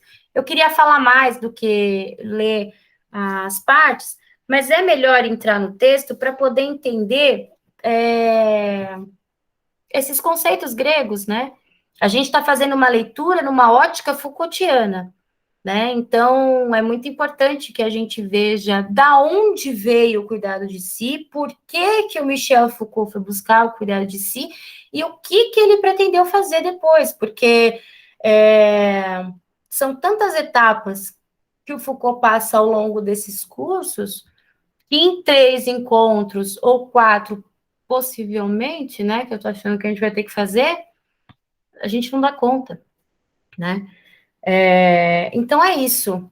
São 8:55, a gente teria que ir até as 9:30, mas como hoje foi um grande apanhado, eu espero, gente, de verdade, que não tenha ficado, eu acredito que tenha ficado um pouco confuso, mas toda a minha introdução fica confusa, toda, não tem uma que não fica, mas depois eu juro que eu pego firme, e aí eu centralizo certinho nos conceitos.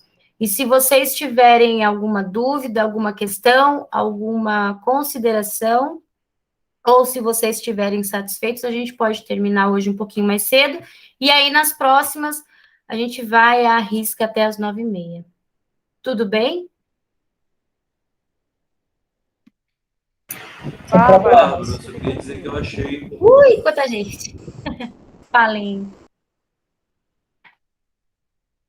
Bárbara, na verdade, eu não anotei aqui as 3 fases que você falou do Foucault, né? E aí eu queria que você, se pudesse, falasse de novo.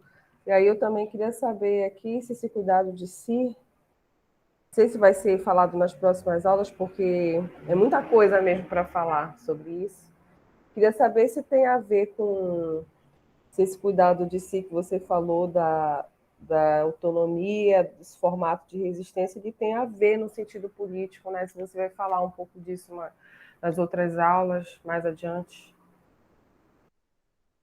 Cássia, legal. Ó, eu coloquei aqui, para quem quiser anotar, então, a primeira fase do Michel Foucault, arqueológica, segunda, genealógica, e a terceira, ética, que é justamente a fase que nós vamos ver. E sim, Cássia, nós vamos ver nessa questão política também, porque está no curso do governo de si dos outros, né? E no curso do governo de si dos outros, ele foca totalmente no âmbito político, né? Então, a gente vai, sim, trazer essa questão claro, do Kant, desse conceito de saperiaude, no âmbito político, com certeza. Eu ia falar sobretudo, não tem nada a ver. Fabiola e João queriam falar também?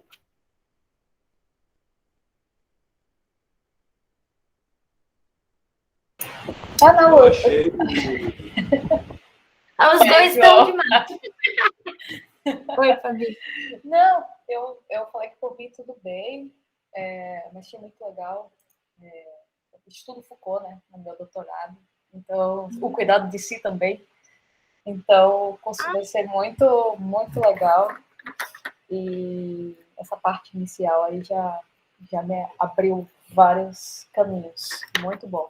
Espero aproveitar. Puxa, que legal! Que legal! Não, e desculpa a pergunta, mas a sua pesquisa fala sobre o quê?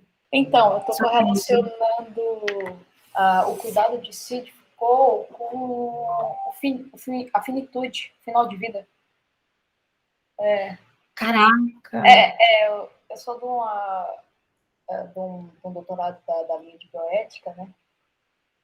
Da UFJ, e aí, como eu não queria seguir na mesma linha da ética principialista, eu fiz, vamos estudar o Foucault, né? Parece legal de ler. Então, foi meu orientador que indicou o curso. Eu disse assim, faz esse curso aí, eu acho que vai ser muito bom para você. Mas espero aproveitar bastante. Gostei muito da aula hoje, Bárbara. Obrigada. Puxa, Fabiola, eu fico contente que você tenha gostado e, poxa, mais contente ainda de saber que você está fazendo uma tese sobre. Depois vai me mandando, a gente vai trocando figurinha. Perfeito, obrigada. E, João, então você acha... gente, o João achou o PDF, eu não acredito. Você vai mandar para a gente, então. Você já baixou? Então, você é um hacker. Eu tô baixando, só que aí, assim, tá em formato EPUB, não tá em formato PDF. Aí eu vou ter que converter para PDF, dar um jeito de converter. Mas eu consegui no LibGen, no Library Genesis. Grande site russo. Sim. Lá realmente eu não tinha procurado lá, João. Puxa vida. Bom, mas que bom que você achou. Aí você compartilha com a gente vê um jeito de traduzir, porque acho que não é um livro grande, dá para traduzir de boa e a gente vai lendo. Gente, se todo mundo estiver satisfeito, eu não quero tomar mais o tempo de vocês. Eu sei que a gente ainda tem meia hora, mas se vocês quiserem bater um papo, a gente bate. Eu espero de verdade que tenha ficado de alguma forma esclarecida, mais ou menos da forma que eu leio o Foucault, da forma que eu quero passar para vocês, um parâmetro do que é o cuidado de si, né? Então, nós vamos ver sobre práticas de si, práticas de liberdade, artes de viver, a vida como obra de arte, e aqui eu sempre vou estar falando citação de Foucault para não ficar tudo muito solto, né? Quando fala sobre obras de arte, Foucault vai dizer assim numa entrevista, a gente fala muito sobre, né, uma mesa, uma cadeira, que é uma obra de arte, mas a gente nunca fala da nossa vida. E por que não fazer da nossa vida uma obra de arte? Assim como uma cadeira, assim como uma mesa. Mais um dos motivos pelos quais ele vai até os gregos. Verificar essa estilização da existência, né? Essa estética da existência. Que nós vamos falar também, que vai estar no livro Subjetividade e Verdade, que daí ele traz o conceito de teknetubio, que eu mostrei para vocês. Né? Então, todos esses conceitos, quando a gente... É que hoje pode ter sido que fique um pouco confuso mesmo, mas a partir do próximo encontro, eu prometo que vai estar mais fechado, e aí a gente vai conseguir juntar as peças do quebra-cabeça e vai falar, caraca, Eu não acredito. Gente, de verdade, eu sempre falo que eu tive 2 vidas. Uma antes de Michel Foucault e outra depois. Eu sou tão apaixonada, eu até tatuei Gui Notícia é o tu em mim, porque eu realmente apliquei na minha vida, integralmente, apliquei na minha vida essas práticas gregas e, de verdade, se eu puder dar um conselho para vocês, tentem como experiência fazer isso na vida de vocês, praticar, não dizer não ao poder, mas tentar ousar saber, ter um pouco de autonomia, pensar por si mesmo, sabe? E poder dizer não sempre que for não, né? Às vezes tem uma frase que é assim: se eu pudesse, né? Não, se eu pedisse para um de vocês aqui citar coisas que vocês amam. Se eu dissesse aqui, olha, Patrícia, fala para mim coisas que você ama. Quanto tempo você demoraria para citar você mesma? Eu já fiz um negócio desse com amigos, assim, e realmente, eu amo isso, eu amo aquilo, mas nunca ninguém fala, mas eu me amo, né? Muitas das pessoas, dos comentadores, diziam que o cuidado de si era tido por algumas pessoas como um amor excessivo por si mesmo, né? Que chegaram até ver como um egoísmo, mas não tem nada a ver, né? Os gregos estavam indo por outro lado, eles estavam tentando achar algo novo. Spinoza, lá no século XVII, já anunciava que precisava acontecer algo novo para que a vida pudesse passar.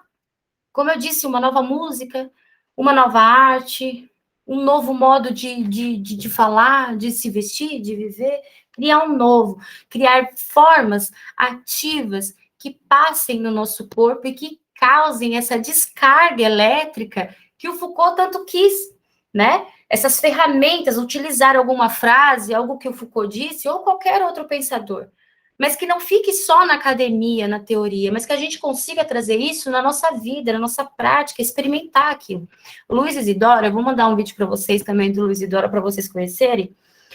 Ele diz uma coisa que eu nunca mais esqueci. Ele estudou muito Deleuze e ele falava o seguinte: falar sobre esses conceitos do mil platôs, falar, né, ou até mesmo sobre o cuidado de si, Michel Foucault, é fácil. A gente vai lá, senta lá na cadeira na USP, faz a comunicação, ganha o nosso certificado, coloca no Homo Lattes, né, para engordar o Lattes. E é fácil, isso daí qualquer um consegue. É só botar a bunda na cadeira, estudar um pouquinho mais, qualquer um consegue. Agora, se meter nisso, se meter no que esses caras estão falando, aí é que está o problema. Quebrar esse muro que eles estão falando, ter a coragem de ser você mesmo, né, a ponto de se sentir livre para fazer o que você quiser e tentar bater de frente com essa maquinaria de poder, que é o nome que o Foucault usa. É complicado, a gente consegue? A gente consegue cuidar de nós mesmos, ter o cuidado de si no trânsito na Paulista hoje? Eu não consigo cuidar da minha alma com tanta gente morrendo na pandemia. É possível cuidar de mim mesmo? Eu consigo tirar esse tempo? Os gregos, naquela época, eles eram muito mais saudáveis, né? Em todos os sentidos, né? Então, para eles, era muito mais fácil falar sobre um cuidado da alma. E nós, hoje? Eu não sei responder, né? Eu acredito que não. Tanto que minha pesquisa está andando justamente para esse caminho, né? Se é possível falar de cuidado de si hoje em dia, quem consegue realmente cuidar da sua alma, do seu espírito e levar isso para o seu dia a dia, com tudo isso que está acontecendo, né? Muito difícil, Josi, e com a internet até. Quando a gente chegar na parresia, vocês vão ver o quão a internet, claro, né, com a fake news também, mas quanto isso atrapalha o nosso dia, porque, de verdade, quando a gente acha que todos os aplicativos que tem no nosso celular tá nos facilitando, né, tá quebrando o nosso galho, ai, gente, hoje eu não preciso nem no banco, eu consigo fazer um Pix, tal, não sei o quê, né? Beleza, facilita de um jeito. Mas, na verdade, o que a gente não está percebendo é que isso nos aprisiona a cada dia mais. Cada dia mais. Porque eu tentei desligar meu celular. Não preciso nem falar nada. Olha o que tem atrás da minha capinha. Você entendeu? É meu cartão de banco. Eu tentei desligar outro dia meu celular e eu não pude. Porque eu falei, não, hoje é domingo, eu vou desligar. Não quero ligar o celular, me recuso. Só que eu tinha que o quê? Entrar no banco. E o banco está onde? No celular. Então, como que eu faço? Então, a gente está preso literalmente nessas maquinarias. Então, como que a gente consegue fazer essas práticas, fazer da nossa vida uma obra de arte que o Foucault tanto clama, né? Obrigada, Josi, obrigada, Priscila. Deixa eu ver o que a Fabi disse. Por isso, decidir estudar isso. Fala-se tanto em autonomia do paciente para a tomada de decisão, mas onde está? Que autonomia é essa? Que cuidado de si é esse? Fabiola, eu vou mandar hoje, assim que a gente desligar aqui no grupo, os últimos dias de Michel Foucault. Aconteceu exatamente isso com ele. Ele não pôde ter acesso ao seu diagnóstico, esconderam dele o diagnóstico. Michel Foucault morreu sem saber que ele era soropositivo. Ele achou que, no começo, ele estava com algum tipo de pneumonia, e foi passando. Aí tinha uma epidemia, eu esqueci o nome da doença, que começaram a dizer que era aquilo. Então, ele achou que ele morreu daquilo, né? Então, veja, um cara que falou tanto sobre o poder, que fez tantas críticas ao poder, né? Acabou passando justamente por essa situação. Não, então, a Priscila está dizendo que se desconecta às 10 horas. Exatamente, Priscila. Existe um livro do Jonathan Crane, que eu vou até ver o subtítulo aqui, se vocês quiserem ler. Jonathan Crane, aqui, ó. É o Jonathan Crane, Capitalismo Tardio, 24/7. É o nome do livro, 24/7, Capitalismo Tardio e os Fins do Sono. O que esse cara vai fazer? Eu escrevi um artigo, que eu pego um pouco desse livro, junto com o Cuidado de Si, de Michel Foucault, e o que esse cara vai dizer? Que a última via que o capitalismo poderia pegar é o nosso sono. Só que agora não mais. O capitalismo já pegou o nosso sono. Já pegou, que é o que a Priscila está trazendo, né? Eu acordo de madrugada, eu pego o celular, eu vou ver os grupos, eu vou conversar, eu vou ver as redes sociais. Então, assim, já dominou, tá tudo dominado. E aonde que o cuidado de si entra? Como que a gente consegue colocar ele na nossa dia a dia? Percebe o quão difícil? E não somos mais saudáveis, né? E o João, ele diz, até porque Foucault não desenvolveu as escalas típicas do paciente com AIDS, ficou fácil esconder diagnóstico. Exatamente. Porque foi tudo muito rápido, né, João? Lá eles mostram mesmo, foi tudo muito rápido com o Foucault, ele morreu, assim, muito rápido lá. E como estava começando a conhecerem o que era a AIDS na época, ainda não sabiam muito bem como lidar e tal, aí foi, lamentavelmente, assim, né? Bom, gostei, foi meio que um desabafo agora que eu fiz com vocês, enorme. Mas é bom. Bárbara. Oi, Léo. Oi, Léo. Se me permite. Quanto tempo, né? Se me permite, eu queria falar uma coisa, que era o seguinte, né? Duas coisas, na verdade, né? Uma que eu tava pensando, inclusive eu liguei minha câmera, tem que mudar isso aqui. Uma coisa é a seguinte, quando você estava falando sobre a questão Bem, toda essa obra do Michel Foucault, né, me fez lembrar uma coisa, que inclusive, né, isso devido também em partes ao meu trabalho, porque eu estou dando aula para o ensino médio, né.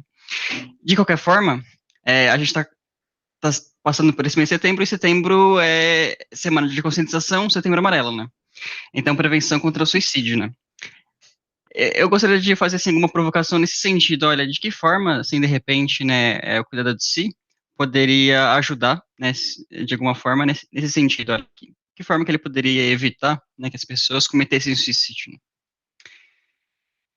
E Desculpa, Léo, pensei uma que você outra tinha coisa terminado. também, só para finalizar, eu queria saber um pouquinho sobre a relação do Foucault com Platão, porque eu, de fato, eu percebi que, pelo menos nesses textos aqui esses cursos do Foucault, né, que ele volta muito pro Platão, né, para os gregos em si, mais especificamente para Platão, né, e fica muito forte isso, né, a gente poderia dizer que em algum ponto, assim, o Platão, ele só recupera Platão, ou a gente pode dizer que em certo sentido ele também recupera, não sei, talvez alguma coisa da figura, assim, platônica ou socrática, né. Você acha que ele recupera, assim, por exemplo, um pouco dessa filosofia também? Ou é mais, assim, essa questão mesmo como eu posso dizer, né? Da prática socrática? Legal, Léo. Eu gostei das suas. Eu vou responder da última para a primeira para eu não me perder. Uhum. A questão dele trazer o Platão, ele traz o Platão. Desculpa, ele traz o Sócrates de Platão, na verdade, né? Só que ele coloca. Foucault, ele é um historiador também, só que ele traz, então, só momentos, né, citações. Então, eu vou dar um exemplo aqui. Ele não tá, porque assim, o Gnotícia e Autu, como nós vimos, ele vem de Sócrates. Sócrates é a peça fundamental que está ali, se você quiser falar para alguém de Gnotícia e Autu, conheça-te a ti mesmo, você terá que ler Sócrates, você terá que ler diálogos socráticos, não tem como fugir, né? O Foucault, ele é um grande estudioso de toda a obra platônica e diálogos socráticos, nossa, qualquer curso que você pegar da década de 80, você vai ter uma noção que ele coloca tudo aqui, tem aqui sobre Platão. E, logicamente, ele lia dos gregos, então, para ele, lia diretamente do grego, então, para ele facilitava muito mais, né?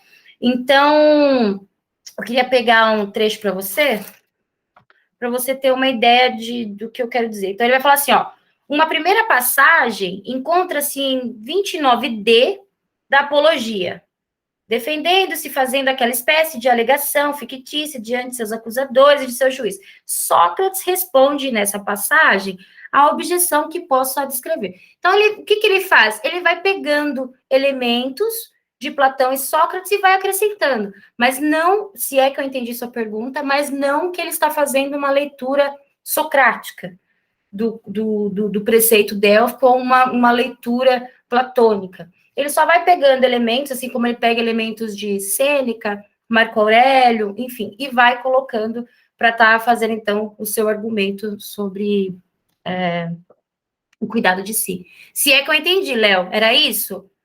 Senão a gente não, pode é isso mesmo, assim, né, porque em certo sentido, né, a gente fica absorvendo tanta filosofia de alguém, né, que a gente acaba se tornando parte daquilo, né, é mais ou menos isso que eu quis.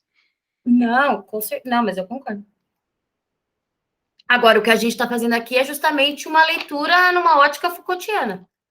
Aí sim, a gente está vendo o cuidado de si pelo Michel Foucault, porque a gente poderia estar falando sobre o cuidado de si num olhar socrático, num olhar, numa ótica epicurista, né?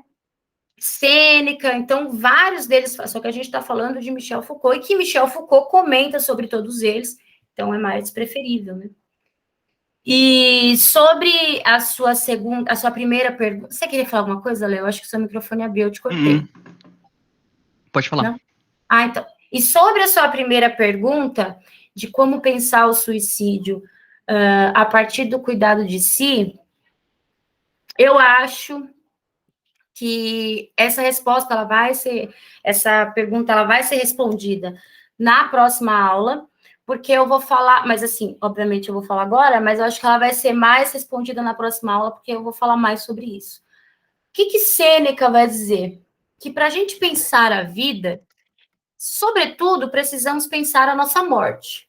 Não há condições de cuidar da nossa alma sem pensar de como nós vamos morrer, de que maneira nós vamos morrer, né? O que vai acontecer depois? Então, se preparar, e mais um motivo que o pessoal que estuda budismo pega o cuidado de si, porque o budismo também, né, pensa na morte, aliás, a morte não é um problema, muito pelo contrário, a morte é um acontecimento, né, ela vai vir para todo mundo, e que é mais um dos empecilhos para os dias de hoje, né? Quem que pensa a morte hoje em dia?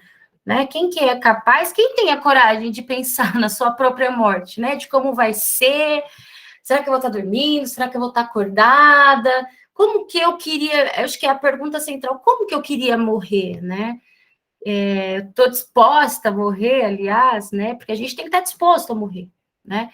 Então, a princípio, Léo, eu queria te dar essa resposta. Acho que pensando o cuidado de si como pensar a morte, assim como a gente pensa a vida. E é isso que o Sêneca vai trazer, né? Claro que não há só... se você estiver pensando que o cuidado de si seria uma espécie de solução para suicídio, não. Né? Tem como o cuidado de si entrar, acredito eu, mas aí também eu estou disposta a ouvir todo mundo, obviamente, né? Que a gente está em diálogo, como alternativa, né? Dessas questões de suicídio, mas não que... Olha, eu vou te falar uma coisa, quando eu comecei a estudar, eu já vou te dar a palavra, João, porque o João, eu até sei porque ele é da psicologia. Quando eu comecei a estudar Michel Foucault, eu estava tendo crises de ansiedade, assim, enormes. Por isso que eu sou toda assim, né? Mas as minhas crises, elas não eram de me deixar hiperativa. Eu ficava muito pelo contrário, ficava depressiva. E me travava. E quando eu comecei a estudar o cuidado de si, eu realmente coloquei, como eu disse a vocês, como experiência da minha vida. Por isso que eu falo que eu tive duas vidas, uma antes de Michel Foucault e outra depois. E por isso que, quanto mais eu puder falar sobre o que eu aprendi, sobre o que me ajudou, sobre o que eu experienciei com essas leituras de Michel Foucault, e o quão me beneficiou tanto, que hoje eu sou outra pessoa, né? Eu não precisei procurar psicólogo, eu acredito que justamente por ter entrado de cabeça nesses estudos sobre as práticas de si e ter colocado na minha vida. Né? Então, pensando e te dando uma resposta, pegando da minha experiência, da minha vida, há condições de fugir de alguns,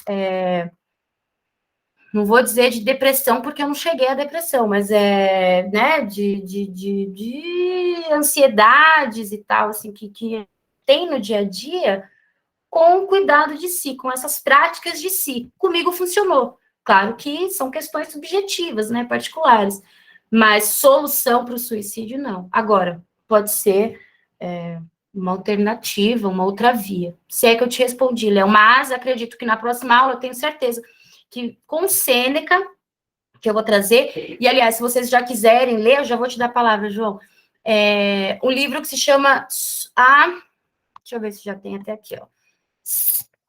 Sêneca sobre...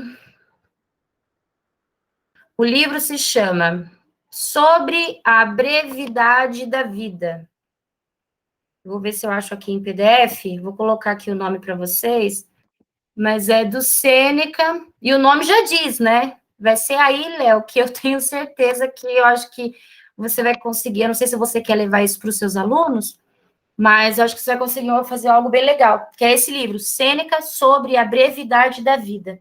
E lá ele vai falar para a gente, o que você está fazendo, planos, para quando você tiver 50, 60 anos, sendo que agora você tem 20 e poucos, e não para agora. Você está deixando o melhor da sua vida para lá por quê? Faz agora.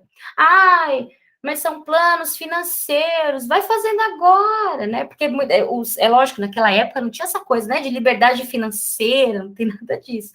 Mas ele coloca essas questões, né? Mais um motivo para o budismo, né? 100% no presente, 100% no agora, né? Pensar, sobretudo, na morte agora, né? Léo, espero que eu tenha respondido, eu vou passar a palavra para o João. Pode falar, João.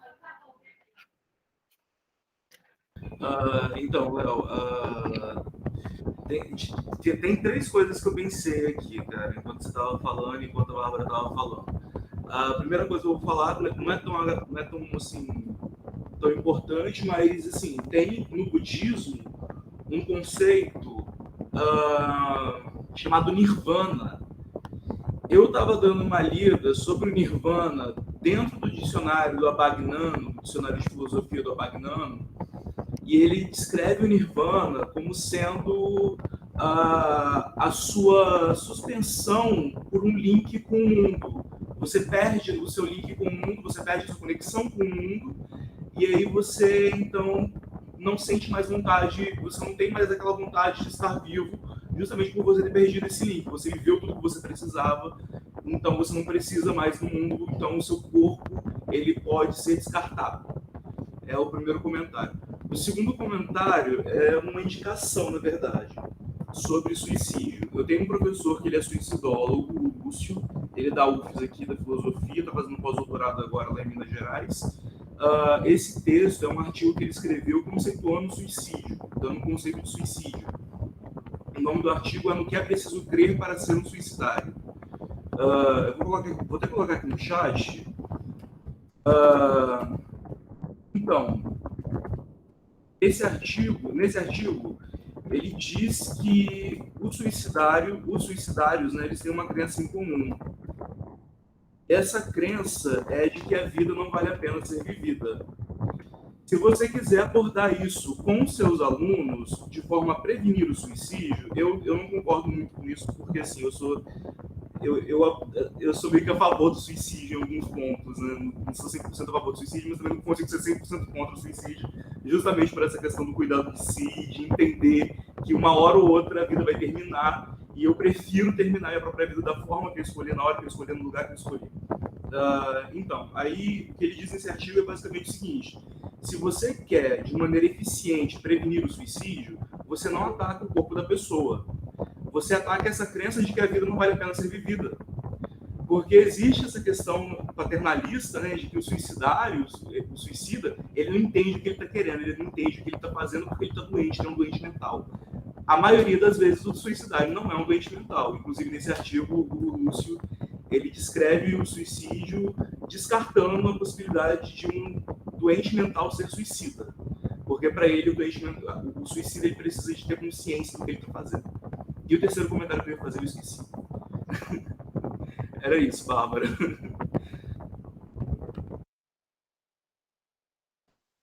Quer falar, Léo?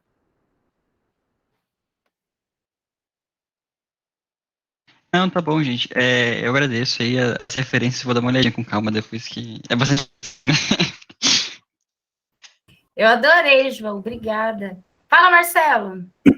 Oi. Queria só fazer um comentário aí, que é um assunto bastante importante, essa questão do suicídio. Eu não sei se depois o Léo tiver interesse, tem um curso online da Secretaria do Estado do Paraná, que é bastante completo em relação a esse tema. Inclusive, ele aborda a questão do suicídio nas escolas e tal.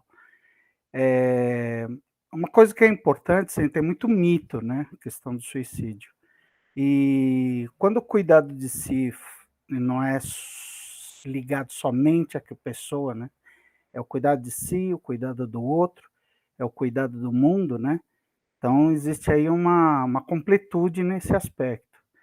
E, no final das contas, o suicídio é um sofrimento, né?